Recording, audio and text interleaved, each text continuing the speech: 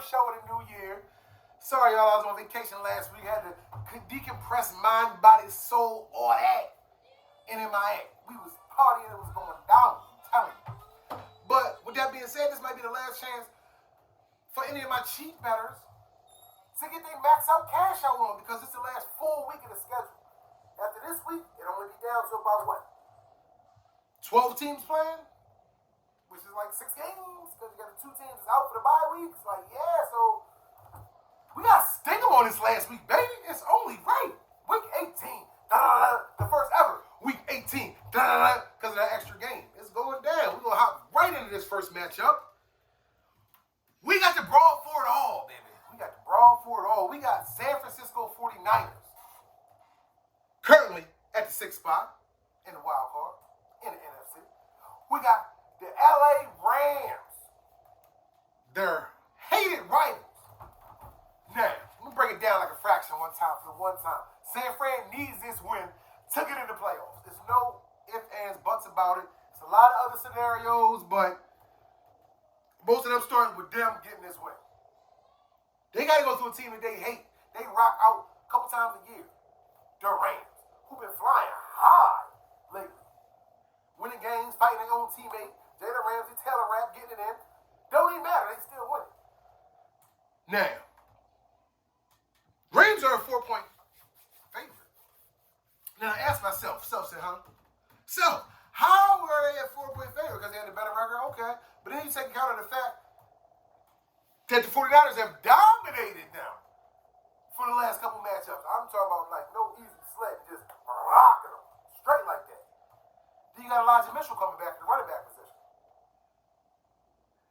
The only thing that makes me wary about making this pick, though, we're not sure who's going to be at the QB position. Young boy Lance, he's still there. Garoppolo had that little hand injury or whatever. We don't know who they still haven't said who they're going to start. But one thing we do know, that defense is going to be there for both teams.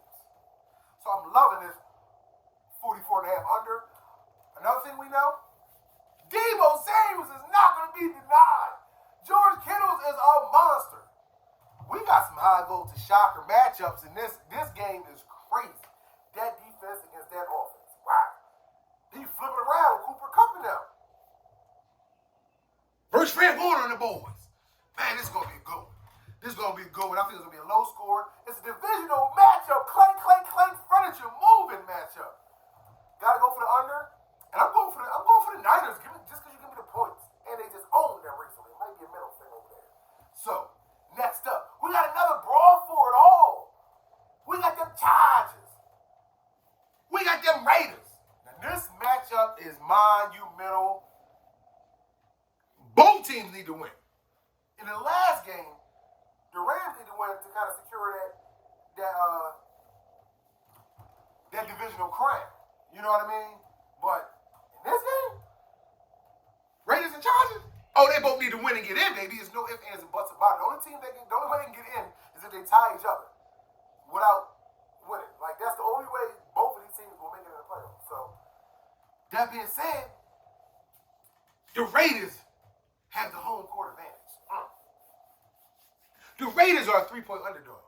The Raiders are welcoming back Darren Waller, baby. Throw the confetti up. It's going down. They're getting healthy at the right time. Now, you gotta go matchup versus matchup here. We got Josh Jacobs, who I think is the better running back. He might not blow, though. Then on the other side, you got Austin Eckler, who's a beast as the pass catcher running back. Yeah, he all right between the tackles. I love him, though. Don't get it twisted. Then on the outside, you got Williams for the Chargers. You got Keenan Allen for the Chargers. You got a young boy named Zay Jones on the opposite side for them Raiders, though, who went off last week. Hunter Renfro been snapping. Then you add Waller back into the fold, and they're at home. And the season they've been having, all these ups and downs, you just think it gotta culminate into them at least covering, right? Then y'all see I got the Chargers hat on, but I think high voltage shocker, Raiders to cover and possibly win. I really think in my heart of hearts that the Chargers are going to win that game, but you're giving me 3 points and some change. I'm going to take that 2 piece of your favorite sauce,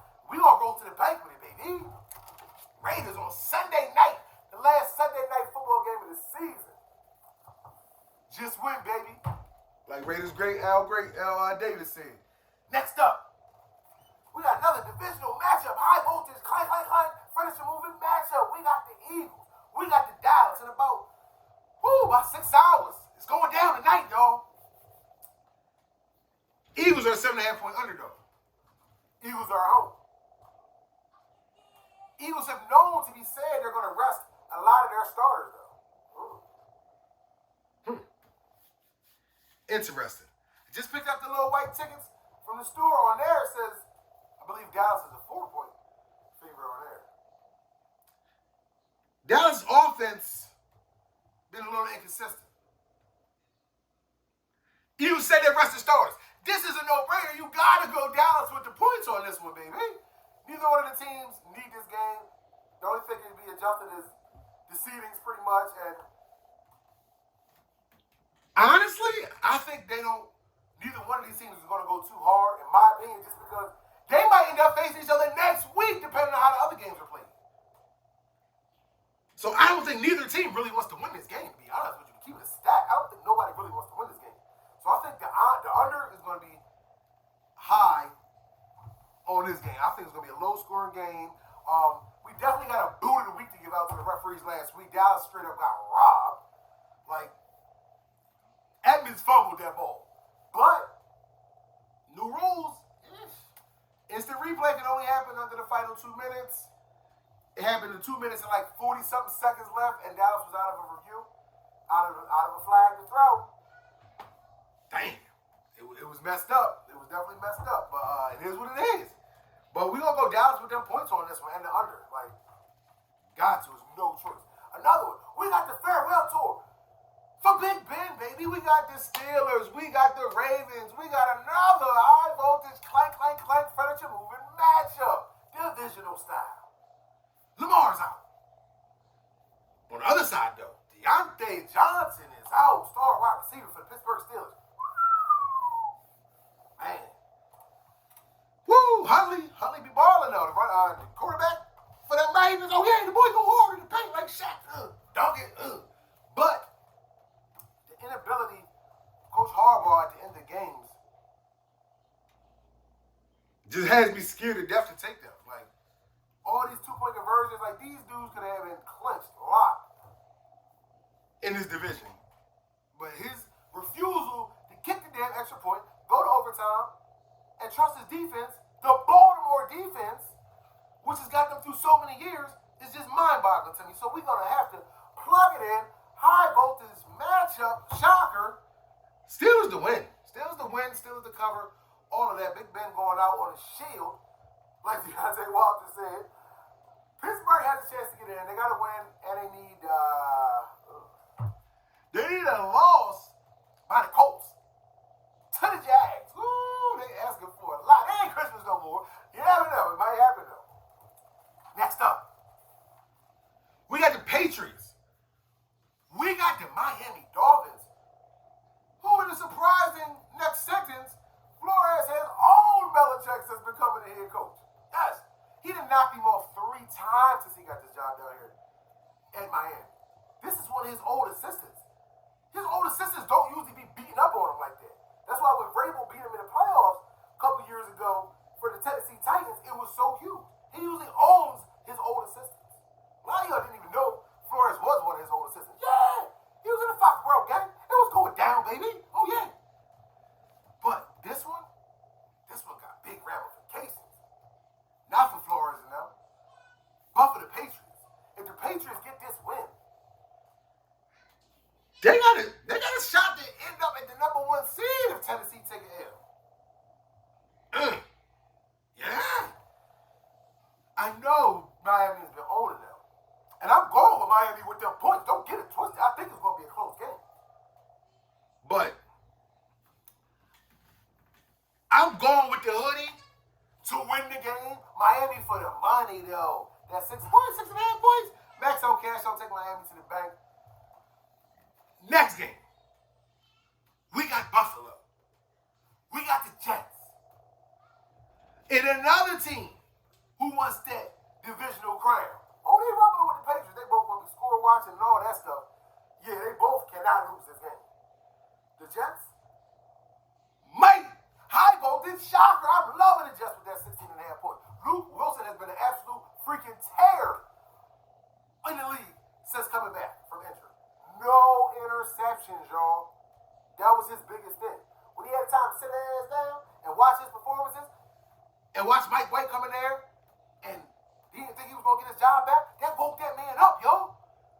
Now, look, I know they got a bad record. I know this. I'm aware. But if it's any team you can have a shootout with and he's getting more accurate in his last game of his rookie season, I'm going to go with that 16.5 points. Go with that 16.5 points. I think, honestly, Buffalo was going to be on the same kind of game plan as Arizona. They want to win the game, but they're not going to risk their quarterback to injury. Connor did a lot of running around last week. Buffalo actually handed the ball off to Singletary a lot, which slows the pace down. So, 3 scores with the pace slowed down, trying to get ready, trying to establish that running game a little more. I gotta go with the Jets on this one. It's a no-brainer. It's a borderline cha-ching pick, baby. Yes. Next up, we got another divisional matchup. We got the Chiefs, who looking for that number 1 spot in the AFC. Wait a little how. We got Denver. No Bridgewater, no Surtain second. No problem. We got to go Chiefs with that, what's that, 10-point spread? Yeah, we got to go Chiefs with that 10. We got to go Chiefs with that 10. I like the under in this as well a lot because every time they play each other, it's usually like 23-9, something like that. So I'm liking that. Chiefs going to try to knock the head off of the quarterback over there in Denver. Chris Jones, he need 1.5 sacks to get a big $1 million bonus on his salary. So look for them to be inspired from the defensive standpoint. And look for them to sit on the side with their fingers crossed, hoping that Tennessee take the L, hoping that the Patriots take the L, hoping that the Bills take the L, so they have nothing to worry about. They can get that number 1 seed. Moving on, we got Indy. We got the Jags. Now,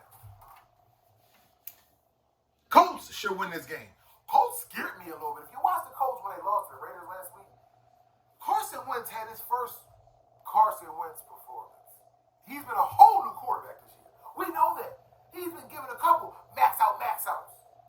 But last week, if it wasn't for the DBs from the Raiders dropping a lot of interceptions, like his numbers could have looked way worse. He was off target a lot. So the best recipe for that, bring in the Jaguars, whose fans have said they will have clown attire on. The nose, the shoes, those polka dot vests, all of that. Trying to get the owner, Khan, to fire Bokey. Who's it? Trent Bokey, yeah, he's their general manager. They said they can't progress as a team because he keeps getting bad free agents with all that money they got. They got that max out, cash out money, and all the bad draft picks. Now, this is bad. It's like they're a home team, but they about to get smashed by their crowd. You know the media's going to have a camera in the crowd at least 5 times in 5 different clown outfits. Going to make them look real bad. Like, if your home squad ain't cheering for you, who's cheering for you? Give me the Colts in that big 15-point spread. I really don't want to do this by how Carson Wentz played last week, but I think all their spirit is going to be done for the Jacksonville Jaguars. They're already interviewing new coaches. Jonathan Taylor, 2-touchdown prop is in high effect. Might even go with the 3-touchdown prop, put $15 on that, and that thing will put an extra zero on, a couple extra zeros for you. Yeah, go with the Colts. This was a no-brainer. Should definitely cover that big point spread. Winston not trying to go in the playoffs looking crazy like he was last week. Next up, we got the team that everybody wants to lose just so they can get in the playoffs and get that number 1 seed. Coach of the year, Mike Vrabel stands up. Who loses their star player and still holds on to that number 1 seed after over 2 months, right? Yeah, because the foot is almost healed from him. Yo, they used to always talk about this man when he first got the job. Oh, man, he not an X and O guy. He not this, he not that. He a damn winner this year. Every time his back just go off. What's up? Bop, bop, bop. Throwing them things. Rocking out. The has been snapping this year. He got his team in position to really lock up a number 1 seed and have an extra week off in case King Henry is coming back. Wow. You'd have told me they would have been in this spot, I would have called you a liar. That defense has been standing tall. Gotta get up and max out. They stopped the Dolphins, y'all, who has been rolling through everybody. Literally everybody for the last 2 months. Stopped them. Didn't even let them get a touchdown on the board. What they did to Jalen Waddle, they made Waddle his ass over to the sideline and think about another play. He ain't get nothing going, man. That defense is scary. But you got Houston on the other side. Who I'm liking this big point spread. Like, call me crazy. I've been called many things before. But I really like Houston with these points on this one. Y'all, like, Davis Mills throw that thing around. He might throw it to the wrong damn team. But he's the king of getting garbage points. They only have a one-trick pony over there on offense. They got A.J. Brown. Last week they showed they had 2 tricks with Deontay Foreman. Max out, definitely snapped for almost 200 yards last week. Showed out, a couple touchdowns. But I just gotta go with Houston with these points, man. I gotta go with Houston with points. I'm loving that 43.5 over too. Yeah, I know their defense is crazy, but it might be a whole bunch of pick sixes. It might be a whole bunch of stuff going on in this matchup. This is gonna be one of the wild ones, and I'm taking the points, especially what Houston did to the Chargers. All of those weapons just 2 weeks ago. Think about it. Now, who else we got? We got another divisional high voltage matchup. We got the Falcons. We got the New Orleans Saints, who need a loss by the 49ers to slide on in the playoffs. This is a huge one, y'all. The Eagles own the tiebreaker with them, so they'll slide in as the last spot if they get in. If the Rams can make that happen for them. Now, when they do win the games, they don't really punish people like that. I'm loving Atlanta. There's no real big science to this. I'm loving Atlanta. Kyle Pitts might not play, though. That is taking my love for Atlanta and Cordell Patterson and Matt Ryan and sliding it to the left. Yeah. I'm going to New Orleans just because they got a reason to fight, and their second best receiver is out. Kyle Pitts is probably not going to play this last game. Kyle really has been out for months. Like, the weapons are low. I know Matt is a seasoned vet. But Taysom and them boys need this thing. We're going to go New Orleans. Minus that 4. And we're going to go the under in this. Definitely. Ching pick. Both of them. Next up, we got Mr. Tom Brady with a host of new name people. Yes. And the Carolina Panthers. Bucks versus the Panthers. Divisional matchup. Clank, clank, clank. Furniture moving. Bad furniture moving. Holes in the furniture moving. Panthers suck. Panthers don't want to win. They're looking bad. This is not the team that I was hyped for when they was 3-0 when I went on that big Thursday night game when I was in Pittsburgh. Like, this is a whole different team. But you know what else is different? The Bucks are a whole different team. After that Antonio Brown debacle, we don't even need to go into that. Y'all saw that everywhere, even if you don't like football. Had old ladies at the grocery store asking me about that Antonio Brown because they seen they had an NFL hat on. Yeah, everybody knows what happened. We're not going to get into that. But what I am going to tell you is, it's been some tweets to the Bucks organization by a young lady that was with Antonio Brown, some TikTok star chick that was famous for licking a toilet seat. She got cute though. I ain't going to front. Look her up when y'all get a second. She got cute. But she spent the night with Antonio Brown the day before that game. Later saying she got COVID now. Test your whole team. Are we going to wake up tomorrow with this game off the board?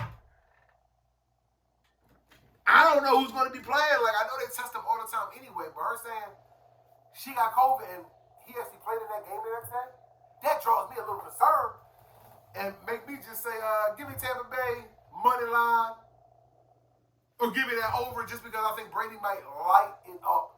Just because they're going to be in the playoffs with all these new weapons. You don't think he won't want to get a look at all these guys? He done made the guy Grayson a household name already with that great catch. Second year pro out of LSU. Woo! He done maxed out, cashed out, made this man a household name. He got more weeks to do it. The playoffs start next week, baby. They don't have that bond. Oh no. They gonna pack it up and play next week. So I think Brady gonna be on that field trying to get used to his new pieces. Fournette might come back. Yes. That's huge for them. Very huge. But he ain't back now, baby. He's not back right now. Give me Tampa Bay. If I had to take points on this for that spread card, I gotta go Carolina just because they know each other. These teams play each other twice a year, and 8 points is a lot when you try to figure out who the heck your wide receivers are, your new offense. Gronk, they might rest Gronk. After the second quarter, they get up by 20 points. I like points on matchups like these. I like points, but the only way Tampa Bay is going to be on any of my card with all this possible 19 talk is a money line. Or that over. Next up, we got Seattle. We got Arizona. We got a high voltage shocker. Seattle to win. Seattle to cover. This coach, Kingsbury, is not going to take any chances. He is not going to draw up the same game plan he did last week. He is not going to have Kyler Murray running around 20 different times trying to get this win. He is not going to risk Kyler Murray out for the playoffs. He is not an idiot.